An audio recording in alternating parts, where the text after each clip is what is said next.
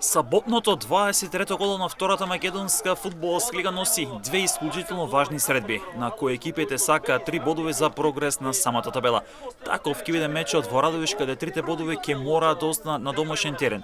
Детонит Плочковица ќе игра против Кожово, неизвестен дуел на двајцата штипски тренери, Горан Здравков против Иван Варадиновски. Ова ќе биде клучен дуел за тимот од Гевгелија, кој ќе мора да триумфира ако сака да фати последен приклучок за директен опстанок. Ова ќе биде враќање на Варадиновски на теренот каде работеше неколку сезони додека беше тренер на Детонит Плочковица. Двете екипи по серијата Порзе се рехабилитира и се вратија на победничките патеки, откако во претходното коло славеа против најслабите екипи во шампионатот. Детонит Плочковица го доби тимот на победа во Прилеп, па Кожов славеше дома против Големо Коњири. Радовишни има 38 бодови за 8 позиција на табелата, а пак тимот од Гевгелија место поделил во бараж зоната со 32 бодови.